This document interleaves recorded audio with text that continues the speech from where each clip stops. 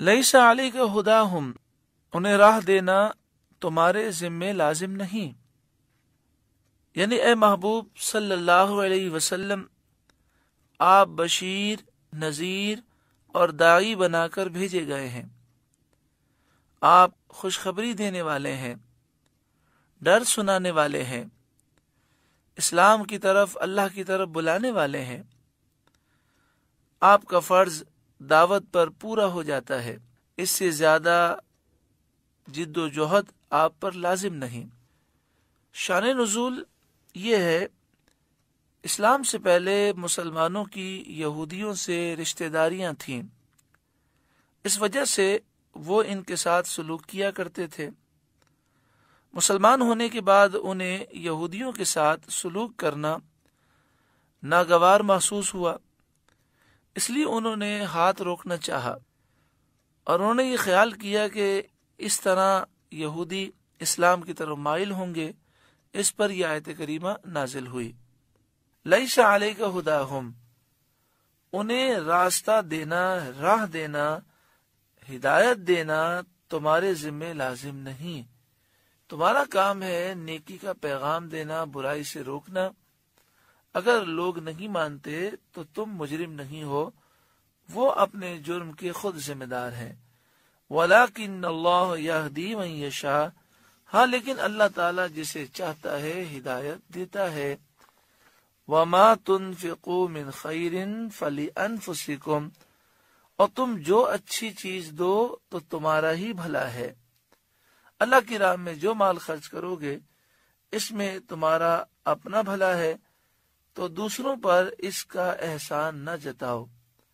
وَمَا تُنْفِقُونَ إِلَّا ابْتِغَاءَ وَجْهِ اللَّهِ، اور تمہیں خرچ کرنا مناسب نہیں مگر اللہ کی مرضی چاہنے کے لیے۔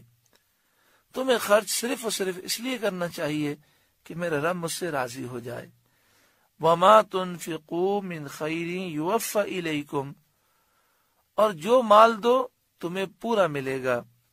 وَأَنْتُمْ لَا تُظْلَمُونَ، اور تم پر ظلم نہ کیا جائے گا، تم نقصان نہ دیے جاؤ گے۔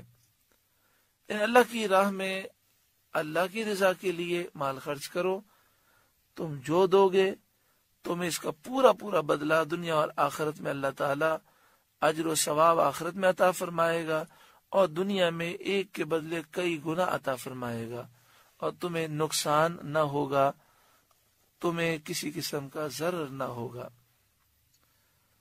اگلی آیت کریمہ میں جو بیان ہے بڑا اہم بیان ہے، اور یوں تو قرآن کی ہر آیت میں بیان اہم ہی ہے، لیکن یہ اس حوالے سے اہم ہے کہ ہر شخص یہ چاہتا ہے کہ میں اللہ کی راہ میں مال خرچ کروں، لیکن سب سے افضل کون سی جگہ ہے کہ جہاں مجھے مال خرچ کرنا چاہیے؟ اس آیت کریمہ میں اس کا بیان ہے۔ اس آیت کریمہ میں فرمایا کہ وہ طلباء اور وہ مجاہدین جو اللہ کی راہ میں محصور ہیں، ہر وقت اسلامی سرحدوں کی حفاظت کرتے ہیں، جہاد کرتے ہیں۔ اسی طرح آپ دیکھیں ناموس رسالت کے جو مجاہدین ہیں جنہوں نے ناموس رسالت کے لیے اپنا سب کچھ قربان کر دیا، اور آج وہ جیلوں میں ہیں، اور ان کے گھر والے اس بات کے حقدار ہیں کہ ان کی خدمت کی جائے۔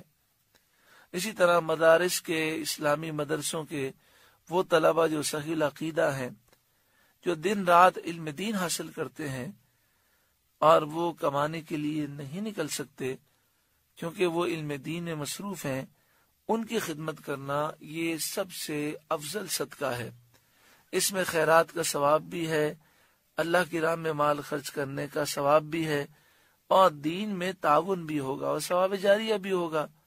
یعنی یہ طلبہ جو صحیح العقیدہ ہیں، جب ان کی خدمت ہوگی اور یہ عالم بعمل بن کر دین کی خدمت کریں گے تو ہمارے لیے انشاءاللہ ثواب جاریہ ہوگا۔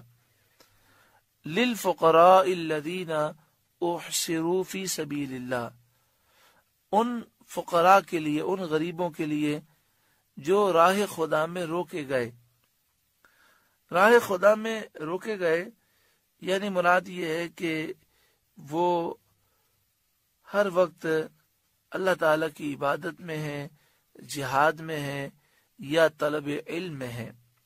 اس آیت کا جو شان نزول ہے وہ یہ ہے کہ یہ آیت کریمہ اہل صفہ کے حق میں نازل ہوئی۔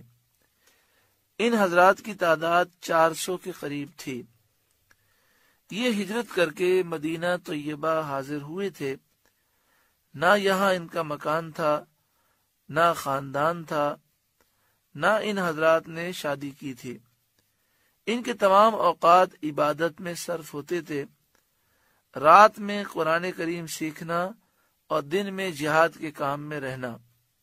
آج بھی مدینہ شریف میں مسجد نبوی شریف میں صفہ یعنی چبوترا موجود ہے، جہاں پر اہل صفہ حضور کی خدمت میں علم دین حاصل کرتے تھے، اور جب جہاد کا حکم ہوتا تو جہاد کرتے۔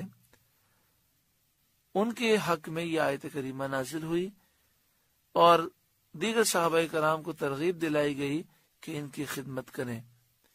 لا یستطیعون ضربا فی الارض، زمین میں چل نہیں سکتے، کیونکہ انہیں دینی کاموں سے اتنی فرصت نہیں کہ وہ زمین میں چل پھر کر روزی تلاش کریں، دین کے کاموں میں لگے ہوئے ہیں۔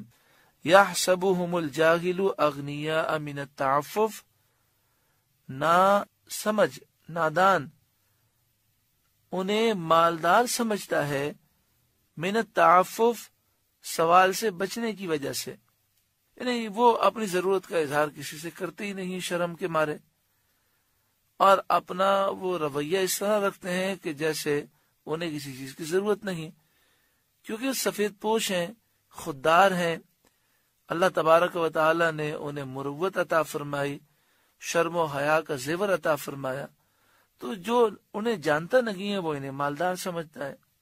تعرفون بسیماہم، تو تم انہیں ان کی صورت سے پہچان لوگے، یعنی ان کے مزاج میں تواضع و انکسار ہے، چہروں پر کمزوری کے آثار ہیں، بھوک سے رنگ زرد پڑ گئے ہیں، چہروں پر جو نور ہے ان سے، اور ان کی جو مالی پوزیشن ہے وہ ان کے حالات سے تم پر ظاہر ہو جائے گی۔ لا یسألون الناس الحافا، لوگوں سے سوال نہیں کرتے، الحافن گر گڑا کر، اول تو کسی سے اپنی پریشانی کا ذکر نہیں کرتے، اور اگر ذکر بھی کرتے ہیں تو اشارتاً کنایتاً، اس طرح نہیں ہوتا کہ لوگوں سے وہ گر گڑا کر سوال کریں۔ وما تنفقوا من خیر فإن اللہ بہ علیم، تم جو خیرات کرو اللہ اسے خوب جانتا ہے۔ تو اللہ کی راہ میں دو۔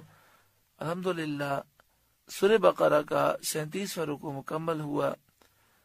اللہ تعالیٰ اس رکوع کے نور سے ہمیں روشن منور فرمائے۔ اس کے آخر میں ہم نے یہ سماعت کیا کہ دین کے کاموں میں ہمیں تعاون کرنا چاہیے، مال خرچ کرنا چاہیے۔ آج دیکھیں یہود و نصارہ اور ان کی ایجنسیاں کس قدر دشمنان اسلام کو سپورٹ کرتی ہیں، ان کی مدد کرتی ہیں۔ تو ہمیں چاہیے کہ ہم ایسے دینی اداروں کی مدد کریں اور ایسے لوگوں کی مدد کریں جو دین کے کاموں میں ہیں، خاص طور پر ہمارے وہ طلباء جو غریب و نادار ہیں۔ ہر ایک شخص کو چاہیے کہ وہ اپنے اپنے طور پر کوشش کرے، اگر اللہ تعالیٰ نے عطا فرمایا ہے تو وہ کفالت کرے، ایک طالب علم کی یا 10 کی یا اس سے زائد کی، جتنی اللہ نے طاقت دی ہے، کہ اگر کوشش کی اور وہ عالم بن گئے، دین کی خدمت کی، تو ہمارے لیے ثواب جاریہ ہوگا۔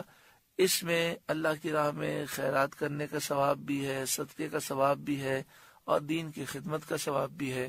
اللہ تعالی ہم سب کو عمل کی توفیق اور سعادت نصیب فرمائے۔